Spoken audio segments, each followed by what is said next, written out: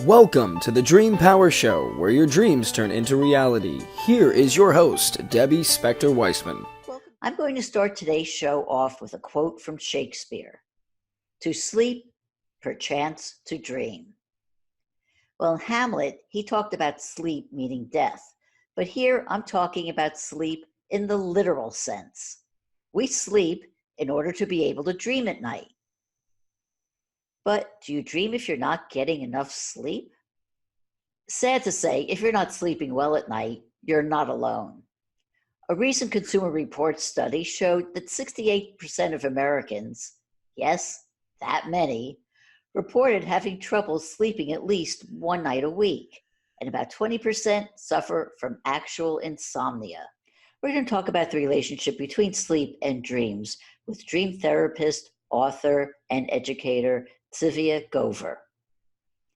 Tzivia is the director of the Institute of Dream Studies, leads workshops and panels on dreams, and is the author of several books, including The Mindful Way to a Good Night's Sleep. I'm so glad to be here with you. Oh, thank you. Well, Tzivia, you've done a lot of research about sleep. Why do you think we have so many sleeping issues? People hear the reasons over and over again. We hear that it's because of our devices, it's because of our 24/7 culture, it's because of our go-go attitudes. But I actually think it's more than that. I think the trouble we have with sleep goes back to a fear of the dark. And I'm not necessarily talking about fear of turning the lights off at night, although that might be part of it for some people. I think it's a fear of the unknown, the quote, darkness within, the mystery. We're not very good at letting go of control, surrendering, being still and quiet in the dark. And that's what we need to do in order to unplug and go to sleep. So I think that there's a real connection between our cultural overall disinterest in dreams, our amnesia about dreams, and our difficulty getting to sleep. I think that we're a little bit afraid of the dark. Well, that's something that a lot of children have trouble with. So you think it goes back to our childhood? I think it goes back to childhood, but again, I think it's not only the literal fear of the dark. I think as adults, we get comfortable enough with the darkness. But when you look at our patterns of behavior, how first of all, on the literal level, how we light up our houses, in every room, even with the lights out, there's something glowing in the room, right, from our electronics or our night lights. But also look out to the streets. We light up our streets. We light up our cities and towns so you can't even see the stars or the Milky Way anymore. And we keep ourselves busy, right? We're shopping online at all hours. We're gaming. I think we're afraid of that vulnerability. That sure, it starts in childhood, but there's a very adult version of it. What are the negative ramifications of not getting enough sleep? Well, we know the negative repercussions, the ones that are frequently cited. A lack of sleep increases our chance of heart disease, depression, cognitive decline like dementia and Alzheimer's.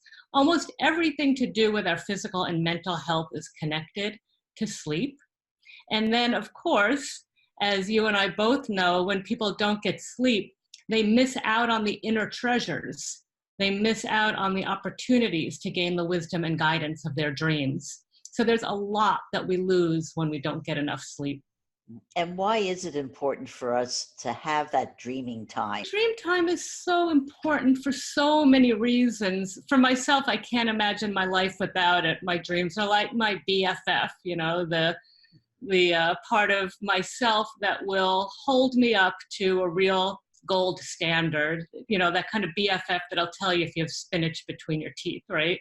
So the dreams show us who we really are. They don't let us get away with a lot, but they do it with love and humor.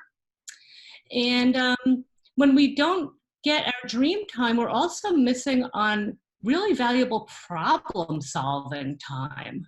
So in addition to the psychological and magical benefits of dreaming, there's also some real practical benefits. Dreams help us see things from a new perspective because of the brain chemistry while we're asleep and dreaming.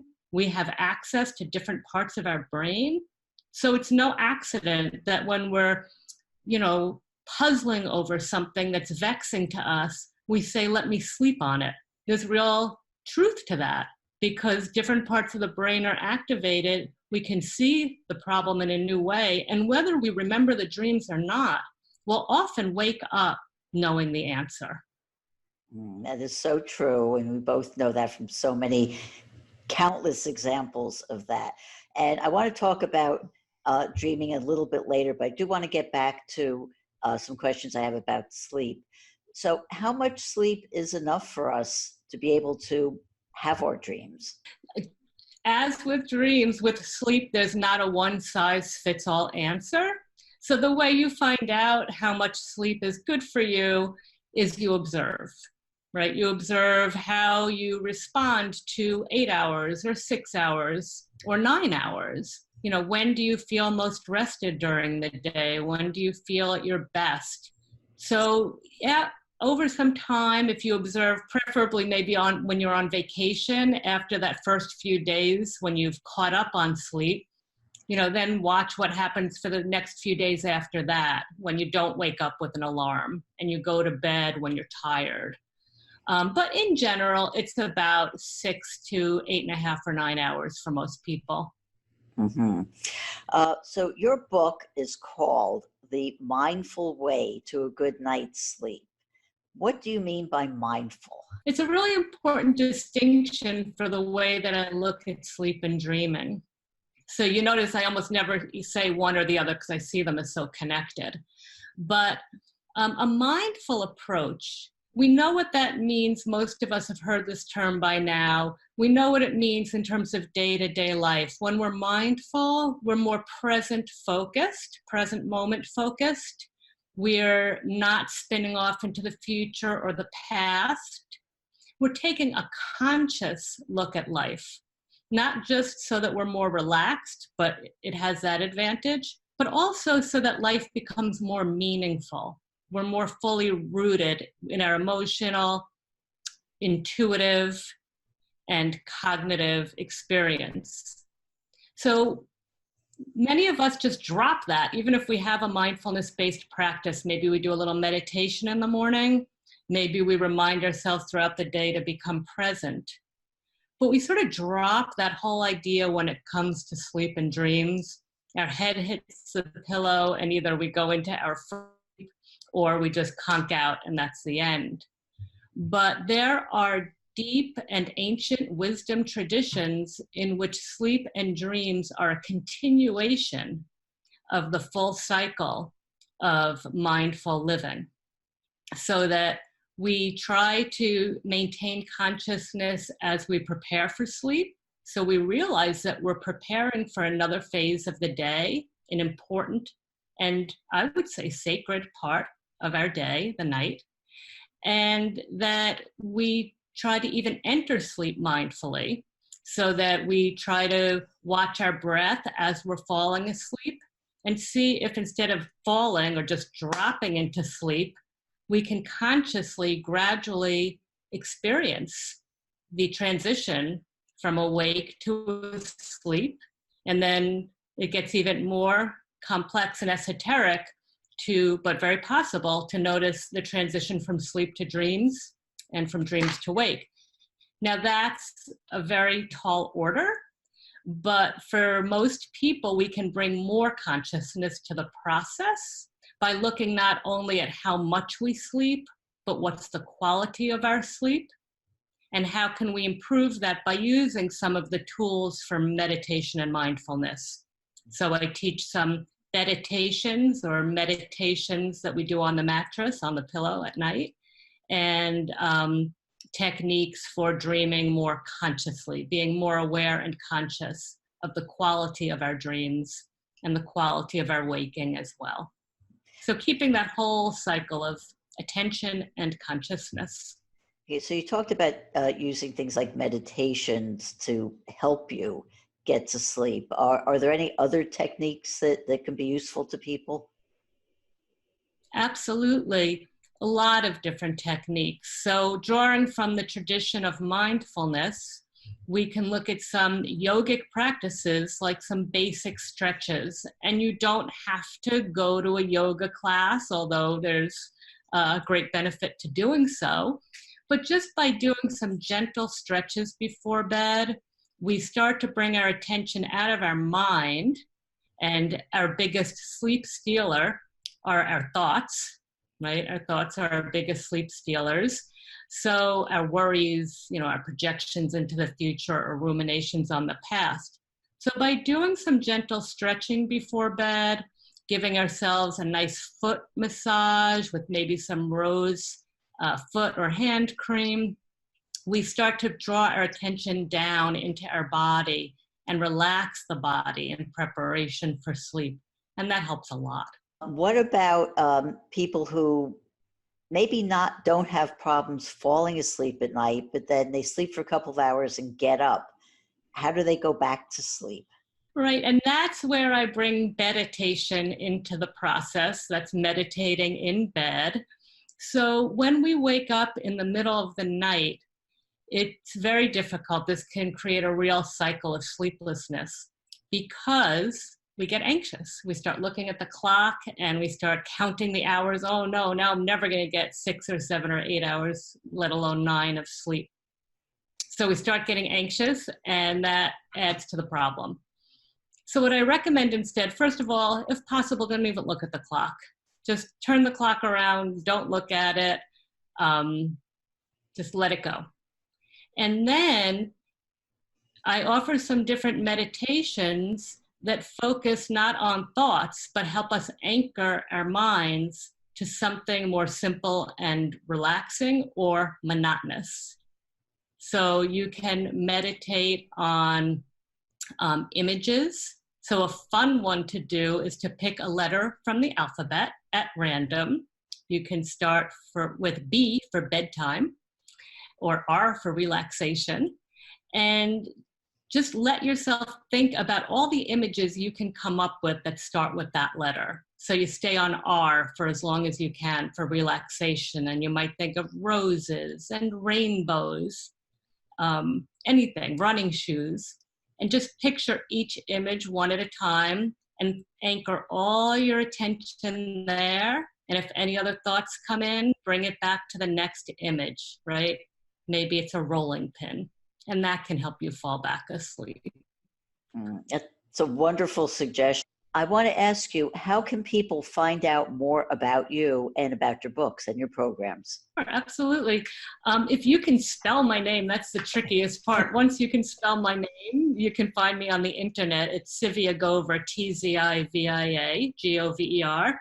And this is my book, The Mindful Way to a Good Night's Sleep. And that's an easy way to find me as well. And the Institute for Dream Studies.org, institutefordreamstudies.org is another easy way in. We've been speaking with dream expert Tzivia Glover. We'll be right back. It's hard, if not downright impossible, to dream while you're in pain. Yet, whether through accident or illness, there are countless people who are tormented by agonizing discomfort day in and day out. My guest, Harvey Warren, was one of those people, and his quest to recover led to his writing of the new book, The Optimized Patient: How to Prepare for, Survive, and Recover from Spine Surgery. Welcome to the Dream Power Show, Harvey. Here, hi, Debbie. Hi. So, Harvey, tell us what happened. What caused pain to enter your life? I was traveling on a business trip in Evanston, Wyoming, and the guy that was driving the car missed the stop sign, and we got hit in the intersection, and 3 days later, I couldn't walk. And for 2 years after that, I spent a lot of time visiting with chiropractors and physical therapists and epidural doctors and pain relief people, only to ultimately end up in the hands of a spine surgeon 3 times. Mm. Well, Harvey, I've known you a long time. And if there's anything I know about you is that you are a survivor. But this did have to be the most challenging part of your life. So how did you survive? How did you get through it? It's a state of mind thing more than anything. People that survive and recover, and in the book we talk about 5 other patients that did the same thing I did. They found a way through to get out of the pain.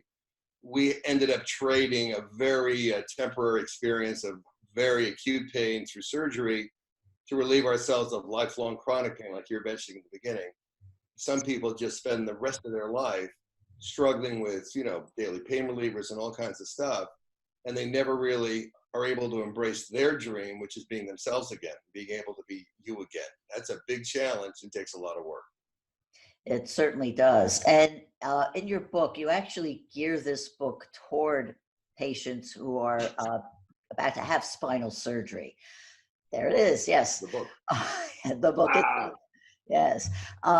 So what are some of the things that an informed patient needs to know in order to improve their prospects for recovery? Very fortunate to have NBA superstar Bill Walton write the foreword to the book. And Nate Quarry, the MMA fighter, Nathan Rock Quarry, write the afterword for the book.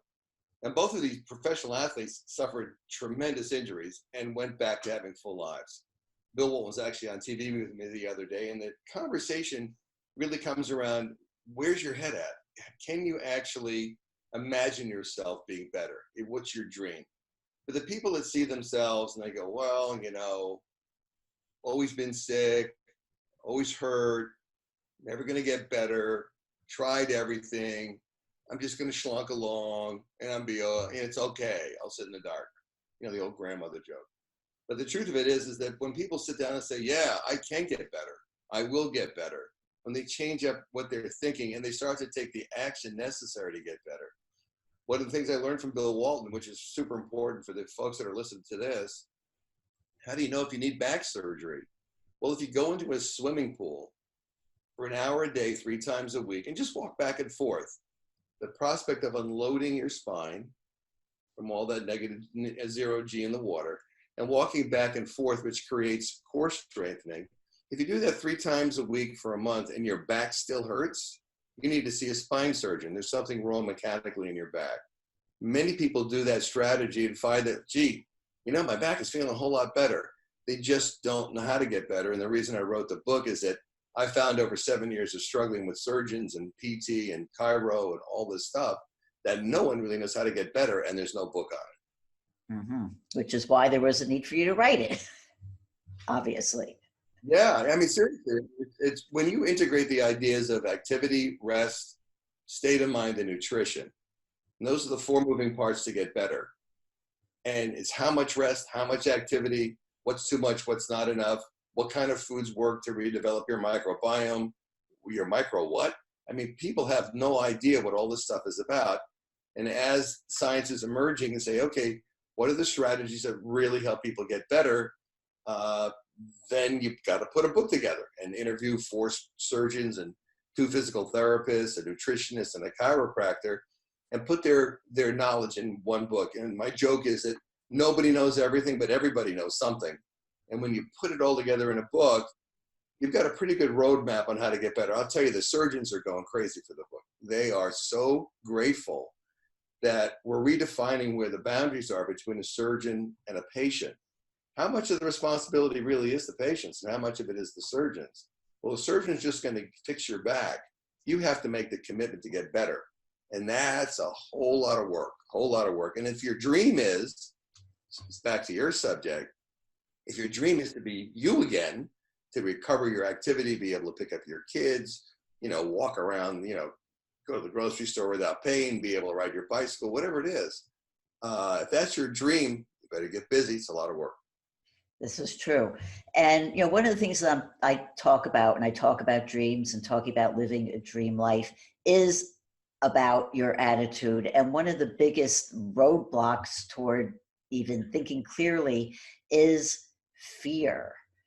So tell me more about how fear plays into it and the role of fear plays in recovery or not recovery? Let's see. Is there anything that people could fear more than a spine surgeon?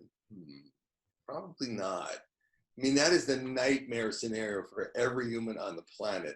Like, they're going to get into my back. I'm going to have in a wheelchair. I'll be paralyzed. They're going to kill me. I mean, people are so afraid. Personally, I was afraid. For 2 years, I tried and I write about it in the book.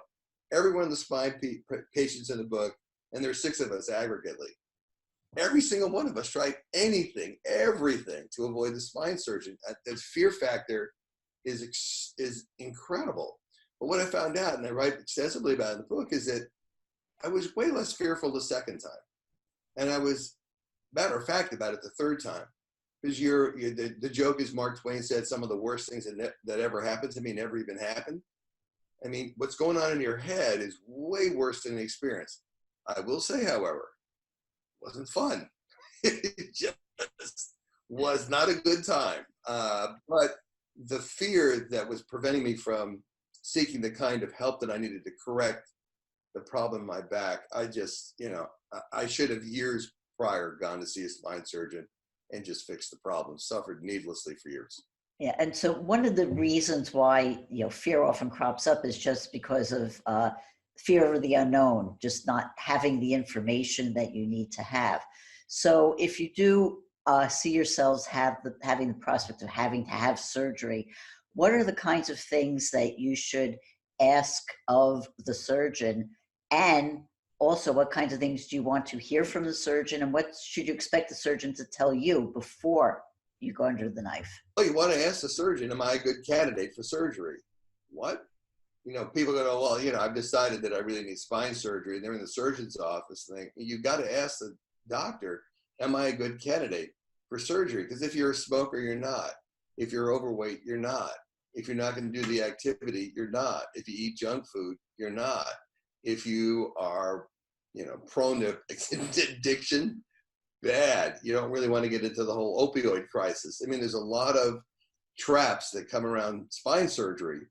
What if you do your homework, read a book, my book, but there is no other book like, it sounds like very, blowing my own horn here, but I've been unable to identify another book like it. That's why I wrote the thing. I mean, it's just so hard to find how to put all these moving parts together, including the nutrition part, which is a whole another deal on how people get well. What do you eat to actually get better?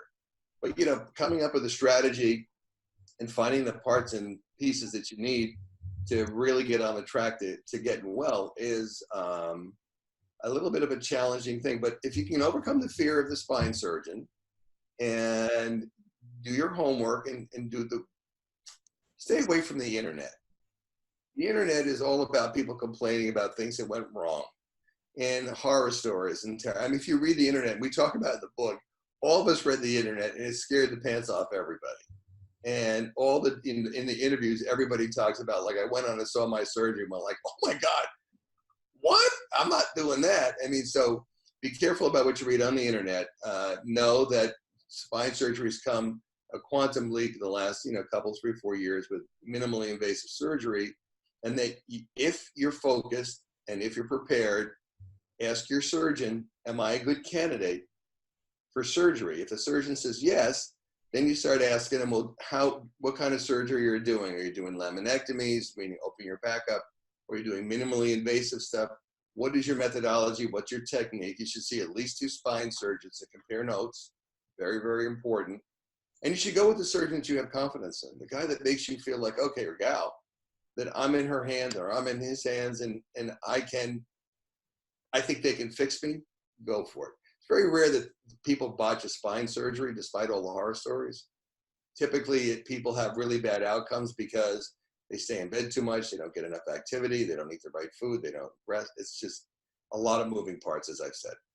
Yeah, and in the end, a lot of it comes down to personal responsibility. Taking action by yourself in terms of getting the information and then following the information that you need to do to recover. And read a book like yours, of course. Yes. There's the joke in the back of my book. Your spine doctor needs your help. And they'll go like, my doctor needs my help. Well, yeah, if you're going to get better, the doctor needs your help. You need to be a participant in your own outcome. Mm-hmm. Well, you touched a bit before about on opioids, and what I wanted to ask you about was obviously when you're in pain, you're looking for any kind of relief you can have. Um, and opioids, for all the abuse, they are effective in reducing pain. So my question to you is there a way to use them responsibly? Absolutely, and necessarily. The big challenge after spine surgery is getting comfortable enough to rest, because it really does hurt like the dickens. I mean, it hurts. And so the question becomes, you ever sprained your ankle or, banged your elbow really hard without breaking it? It hurts like the dickens for 3, 4, 5, 6 days. End of a week, a leave or whatever does the trick. Post-op, maybe for the 3 days, the first couple of days afterwards, you really need some heavy drugs to relieve the pain because it really does hurt. But after a week, yeah, it hurts, but you're getting better. So, the one pill every 4 hours becomes one pill every 6 hours, becomes one pill every 8 hours, becomes one pill a day. And you start using the drug for one reason only, to get comfortable enough that you can let your body rest and you can begin to get some kind of movement to get your blood flow going. Because blood flow is what heals you. You want to get your heart rate up. You want to keep moving around. They had me walking down the hall in the hospital 1 hour after surgery. They want to get you back on your feet, get your heart pumping, get that antibiotic and all the anesthesia and all that stuff out of your system. They want to get you moving and get you into an anabolic state, because you're in a catabolic state when you come out of surgery. You're like a dead person. You're just done. You've been gassed and shot full of antibiotics. And the question is, okay, how do you restart your recovery engine? We have a whole chapter on that. And, you're on your way to getting better. I want to get back to another thing that you said, which was about the role of nutrition, because you wouldn't necessarily think that what you eat is going to make that much of a difference in terms of surgery. For general health, yes, but you wouldn't think specifically about surgery. So tell me about the kinds of foods that you would eat, or just that general nutrition that you should follow when you're recovering from surgery. Well, it's exactly the opposite. It's kind of counterintuitive. At no point in your life are you going to be more hammered than the minute you wake up from surgery, because they've given you anesthesia, they flushed your body with antibiotics to make sure there's no infection, and now they're lubing you with opioids. So that trifecta completely paralyzes your digestive system. It's really funny. We talk about it. The biggest problem that all the patients had, their biggest complaint was the constipation after surgery. You would say, gee, how does constipation stack up against spine surgery? Well, you have no baseline on spine surgery, but you do have a baseline on constipation. So after not going to the bathroom for 3 days, it starts to become very disturbing. And so they're giving you Colace and all this kind of stuff. And what's gone on is that the surgical procedure has literally put a halt to your microbiome. And when that happens, you cannot digest or absorb nutrients. And unfortunately, in hospitals, the joke is they give you some green jello or whatever like that, which is sugar-based, which is bad for healing. And so what you find out is there's a whole range of things that you really shouldn't be eating when you're in the healing process. Because think about it. You've now been lopped open, stitched up. You've got all kinds of tubes and whatever coming out of you. At no point in your life does your body need more resources than in that moment after surgery. And it's the time in which your body has the least access to good nutrition. So what do we recommend to people? So I have a PhD from Syracuse University, where I went to graduate school. Dr. Kay Bruning, in a conversation with me about this is the most exciting idea ever. She said, we have been trying to get the medical community to understand the power and importance of nutrition. And the old thing from Hippocrates, let food be thy medicine and medicine be thy food. So the oldest idea in the world. You remember all this scurvy stuff when we were kids, from the guys going across the ocean, and they weren't eating fruits and vegetables, and so they were all getting rickets or whatever it was they were getting, scurvy. And the problem is that nutrition has a massive impact on people's lives. We all know about, heart disease, and we all know about, other issues, diabetes. that come from the things that people eat improperly or overeat. And so the inverse of that is also true. If you eat the right things, if you eat things that have phytochemicals, which is a new word that I learned during the writing of the book, if you eat things that'll make you heal, then you'll just heal better and heal faster. Every one of the experiences that I had as I learned about this stuff, my recovery in every instance subsequent surgery was extraordinary. Not because, you know, I'm Superman or anything like that. I mean, the joke about me became like I was Wolverine. They would poke a hole in me and it would just close up. And they go like, how are you doing that? And I'm going, well, I'm using Manuka honey on my wounds. And they're like, Manuka what? And people go like, well, what's that about? I mean, what do you know about Manuka honey? I mean, huh? Even my physical therapist didn't know about that. And they looked at my wound healing. They're going like, it's extraordinary. How did you do that? What did you do? I said, well, there's this stuff called Manuka honey. And the people say, well, that's, you know, witchcraft and crazy stuff. And people, you know, it's like hippy dippy. And you go, wait a second, they sell Manuka honey bandages at CVS. So how crazy can it be? I mean, come on. But people don't really understand that what you put on the wound, like Manuka honey, seals the wound, moisturizes it. And the gas that's created inside of Manuka honey is like hydrogen peroxide. So you're constantly disinfecting, moisturizing, and sealing the wound. Now that's how you get better. So my final question to you is, how can people find out about your book and about you? Yeah, there's a website called theoptimizedpatient.com. And everything you ever want to know about this arena and probably things you didn't want to know are on the website there. Books on Amazon. There's an audio book in case you're not a reader and you want to listen to this in the car. We did an audio book that, you know, took us a couple of weeks to produce, which we're pretty, you know, proud of and excited about. There's an ebook. You can download it off of Amazon as well. Talking with author and pain management expert Harvey Warren on the Dream Power Show. We'll be right back with our next guest.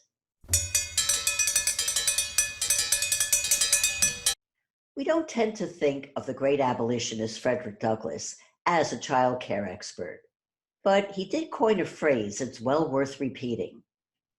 It's easier to build strong children than to repair broken men. Or women too, I may add. As a dream life coach, I encounter so many people who are wounded by belief systems they got when they were young. Beliefs like, I'm not good enough, or I don't deserve anything nice, or bad things always happen to me. Well, what if we could follow Mr. Douglas's admonition and make our children strong from the get-go? What if we can teach them how to handle stress and disappointment and worry in a way that makes them feel empowered and ready to take on the world head on? Well, that's the focus of my guest today, Karen Good. Karen is a nationally recognized expert on child development and parenting. She's a licensed psychotherapist and the founder and managing director of the Academy for Coaching Parents, and the author of numerous books on childcare, including Raising Intuitive Children, Kids Who See Ghosts, and Nurture Your Child's Gift. Welcome to the Dream Power Show, Karen. Thank you. I am glad to be here with you.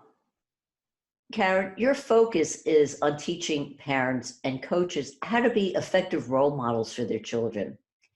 Why is it that parents need so much help? You think about a new parent and the overwhelm that they have with a new baby, then imagine that each time a child goes through a major age change and the brain continues developing, the parent continues to see new behaviors and new emotions and new excitement or new meltdowns.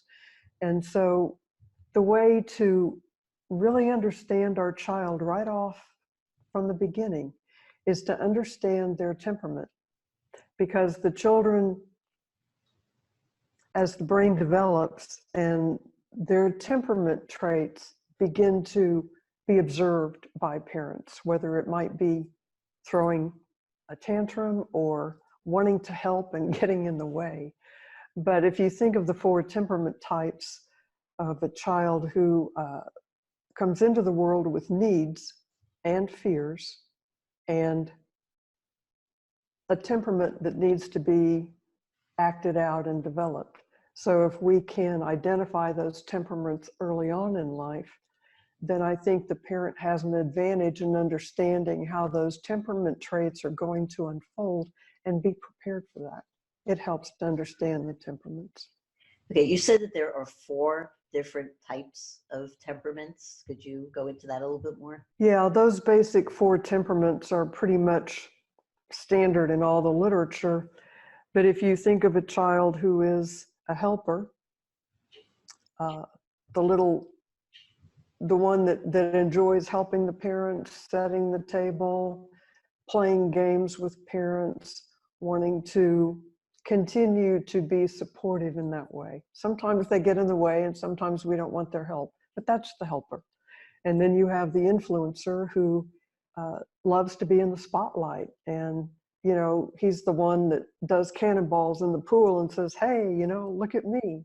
And so the attention that they get is mostly, if you're looking at how this achieves in parenting over a long period of time, say for early childhood, then as the brain develops, you will see the influencer beginning to talk more to other children and be a director and say, hey, you know, let's organize these games. So they like to influence people and they like to tell you about their day. And so that's one that we listen to patiently, very patiently. A few years ago, I co-wrote a sort of humorous look on parenting, a book called It Came Out of My Vagina, Now What? In which I basically said, don't do what I did, because I pretty much, I think, made all the mistakes in the book you can make in terms of raising children. Even though I really thought I was doing my best and trying my best, there were a lot of things that, looking back, I wish I hadn't done. Even though my kids will now say they're adults now, and they'll say, you know, they're basically healthy adults. You know, they haven't murdered anybody or, you know, embezzled funds or done anything terrible like that. So, I mean, they basically grew up okay. But I do think that, you know, I could have done so much more for them if I knew then what I knew now. Because at the time I was a young mother, I really didn't know much of anything. Do you think that's really the case with most parents, is that they just don't know what to do? I think parents today are probably better educated than you and I were.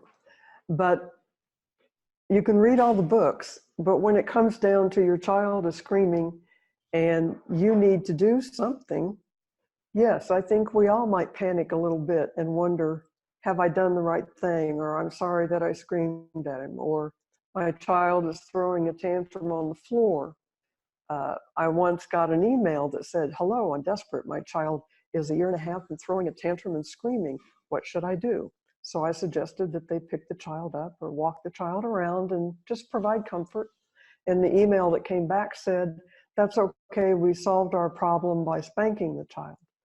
And in some countries and states today, you know, spanking is actually against the law. You can't strike your children, or even just a simple spank might help. But yes, I think when we get a little desperate because we don't know what to do and we're tired and your child needs attention, give yourself permission to relax a little bit, you know, take it easy, take a deep breath and move forward. I think that's the best advice I can give any parent, is just take a deep breath and center yourself. I used to say to myself, I'm here, I'm present, I can do this. And sometimes just stopping and saying that to myself reoriented my thinking. And maybe there's statements that parents can tell themselves to boost their energy and say, I can do it. Also say that another factor is for the parent themselves to have some love for themselves, and that their love for themselves can be transmitted to their children as well. It's a beautiful statement. Yes, if we can provide ourselves with a little more rest, love ourselves and take care of our essentials and sleeping, eating, rest, and just a break. Yes, give yourself a break, tell yourself you're okay and you're human, and move on. Yeah. And let's say that, you're a great new parent and you basically have a child who isn't really giving you too many problems. You think the child's developing emotionally. Uh, what can you do as a parent to really make or the child, have empathy, to be considerate, to be the kind of person that you want to be someone who is, making a difference in the world in a positive way? What kinds of things can you do to help your child develop it that way? I think there are two things. One is to show those qualities yourself as a parent. Show empathy, show direction, give direction. For a child to be an experiencer of empathy, I think they have to be in a situation where they might be upset, or where they want to take a toy away, or where they're not happy with how a schoolmate might be teasing them at school. So processing those situations and understanding that maybe that child had a problem, or you can come home and talk to me about these things. So the demonstration of empathy is one thing, but having the child in a situation where they have to offer that empathy to someone else is an experience that parents can provide. Yes, of course, sometimes it can be off the cuff with a neighbor, that a child may be having a problem with. But I do think that we can create these also. I remember when my grandson was in preschool, the teacher had a very interesting statement to make, and it's, we're all going to be kind to each other today. And kindness is being nice, not teasing each other. And just setting the stage for that. I think a parent can do the same. And actually, as a dream coach, I, been concerned about this a lot, is the situation of nightmares with children. How do you deal with, a child who has a nightmare? Some of it depends upon the temperament of the child, who may not want to come tell the parent. But as a child, I had nightmares. And when I woke up, I would want to go to my parents' bedroom, but that was not allowed at that time. So I think that a child who has a nightmare needs comfort, even if it's in the middle of the night. The younger they are, the more comfort they might need to be able to go back and sleep in their bed, or to sleep on the floor next to mom and dad, or to get a sleeping bag out and go to the den. But sometimes forcing a child back into bed when they're having the nightmare doesn't really help. So I would offer assistance in the way that a parent can, and offer comfort, even if it means the child is awake at 1 a.m. I'd rather go out and have a glass of milk or a glass of juice and talk it through than just put them back to bed when they're scared. I spent too many nights covering my head with my pillow as a child, and thank God my sister slept in the same room with me. But I had those kinds of fears as a kid, so I understand that. Mm-hmm. I hope that helps. We've been speaking with parenting expert Karen Good on the Dream Power Show. We'll be right back with our next guest. Recently, I went to a New Moon Women's Circle, and during the ceremony, one of the questions that the facilitator asked was this: what are the 3 things you most want to manifest in the world? I answer: love, love, love. Why love? It's simple. Without love, we have nothing. We can have all the money in the world, but without love, it's meaningless. We can be the strongest, healthiest people alive, but without love, who cares about that? There's a reason why we have the cliche, love makes the world go round. Love gives our lives meaning, makes us feel special and wanted, and in short, makes us feel alive. What if you find it hard to find and keep love? What if your relationships fizzle before they have a chance to thrive? That's where my guests come in.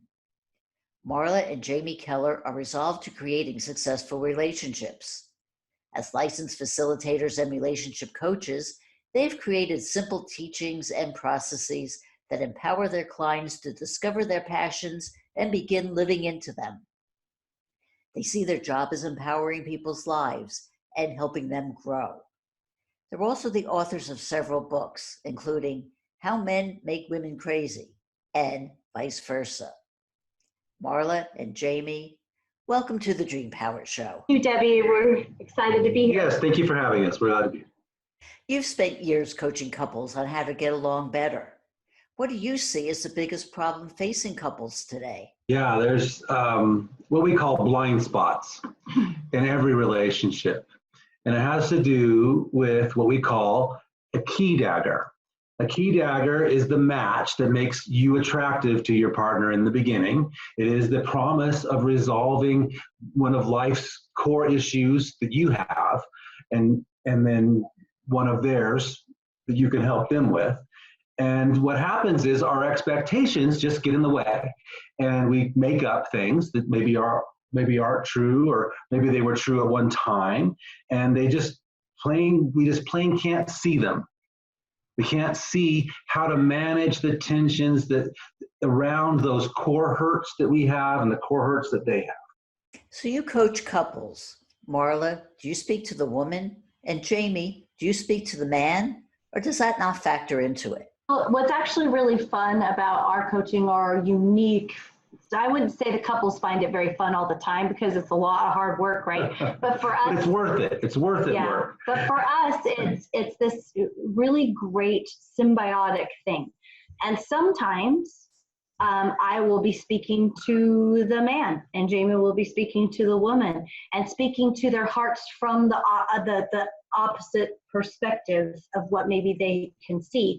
Or sometimes we're speaking. So it's not just one or the other. It's whoever of us has something to say to that person about their experience. And it's interesting because there are some times that I relate to the woman exactly something in her story, and I'll share some of my experience in that kind of a story.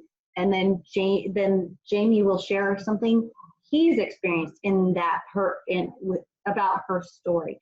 So we just bounce off each other like we're doing here in our coaching.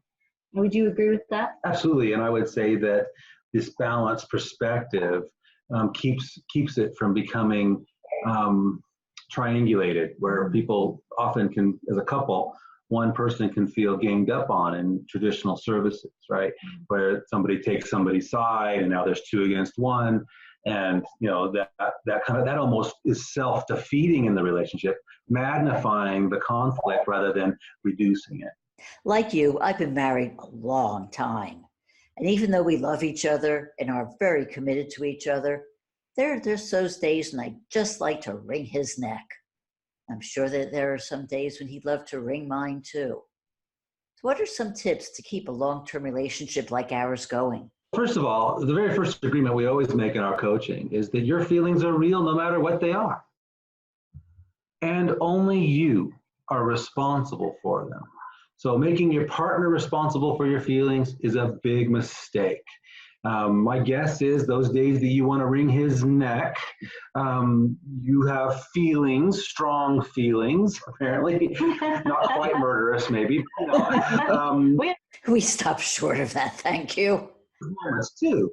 I mean, by far, we are not perfect in any of this, but what we know is that when we do slip a little bit in that area and tend to want to make our partner responsible for our feelings, we can come back to center, own our feelings, let them be real, which is the first step in expressing them safely, and then letting our partner know in a safe way, this is how I'm feeling right now. It may or may not have anything to do with them in reality. Most intense emotions, by the way, if you're feeling really upset, it's not about today. It's never about today when you're really upset. It's about a series of things. It's about some long history of feeling this certain way. It's about not being able to manage and shift away from the negativity that is so easily a foundation of our thought process. Yeah, and for me, getting into that space of negativity, it's easy for me when Jamie is feeling whatever, anything, what people call negative feelings, right? All feelings are important. There are some that are more on that side of not positive. And so when he's feeling that way, I have learned, and I still to this day have a difficult time saying, okay, those are his feelings. I want to understand them. I want to, if I am responsible for them, or if I did something to hurt him, I want to correct that, or at least have a conversation about it. Most of the time when he's feeling grumpy or whatever, it's not about me. But in the past, I have made up that he's upset with me, and it's like, are you okay? Did I do something wrong? Well, what's going on? Or I want to wring your neck right now because you just are so negative. And then that creates more negativity. It's interesting, the John Gottman Institute, they have done studies on relationships, and they've had this longitudinal study on couples that they started when they first got married. And one of the things that they found is that 65% of men, and this is specific to men in the relationship, obviously, 65% of men will insert negativity into a conversation. So let's say that the wife says something innocuous and she's not upset at all, and she says something innocuous like, oh yeah, this is a silly one because it sounds very stereotypical male female, and I don't mean it that way, but it happens to everybody. Oh, the trash is getting really full, would you please take it out? And instead of being in that space of, oh yeah, you're right, no big deal, you're not trying to control me right now, it's just one of the things that I do, it's, well, why don't you take it out, or whatever, right? So it's inserting the negativity. And when we stop inserting negativity into our conversations, into our relationship, into circumstances, it changes the outcome, because I'm not tied to his feelings and he's not tied to mine. You say you have a 97% success rate, and you talk about that 3% that doesn't make it. So how do you know if a relationship is worth saving? And how do you know if it's time to walk away? That's always the thing with us, the question of how hard do we fight?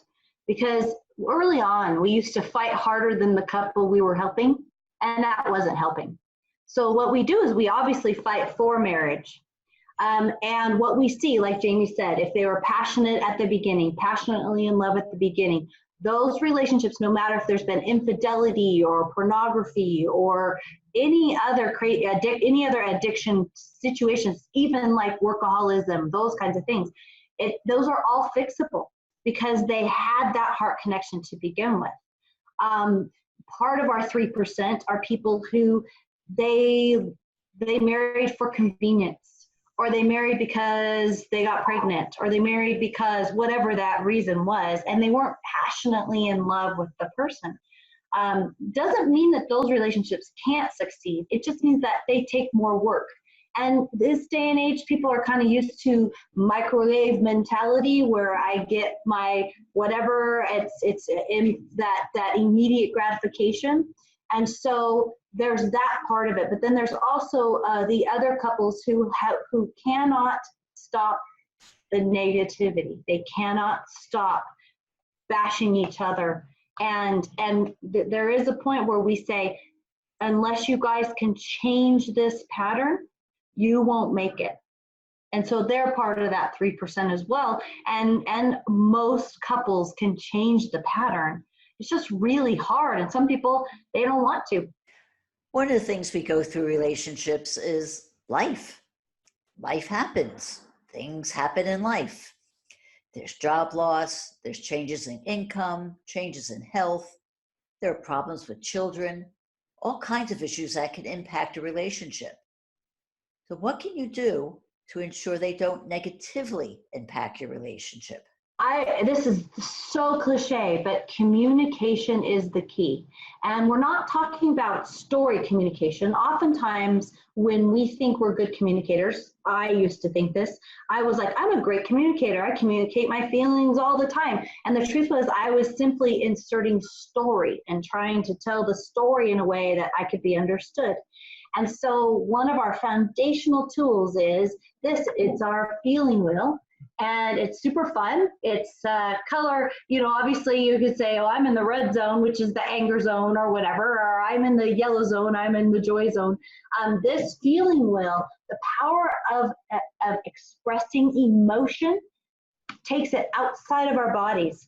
Brene Brown, I'm sure you know who she is, an incredible shame researcher. She says the only way to release shame from your life is to feel your feelings and express them appropriately. And so we teach a communication tool that allows couples to have time and space. We call it a check-in. Time and space where they're able to express their emotion. And they might say, this morning when we had that conversation, I felt frustrated, confused, and sad. It's as simple as that. It doesn't feel simple when you're doing it, but it's as simple as that. And Jamie and I have learned how to do that in a way that we can do it in real time. But we teach couples to do that because communication really is the key, but it's deeper than that. It's communication of your core feelings, understanding them and moving them outside of your body. You also facilitate programs and workshops. Can you talk a little about that? Spicing It Up Retreats is our retreat branch, and we do as many as 12 retreats a year where we have couples come from all over the nation, all over the world, and work on their skills. Usually here in Idaho. We will be having one in Southern California probably in April. We're still settling on a date for that one. We are going to be expanding that. We're looking at developing a retreat center later this year, so we're super excited about that. But yes, we have coaching online and in person that we do a free consult to discuss your needs and what that looks like at passionbrokers.com. We've been speaking with relationship coaches Marla and Jamie Keller. I hope you've enjoyed this program. Until next time, this is Debbie Spector-Weissman saying, sweet dreams, everybody.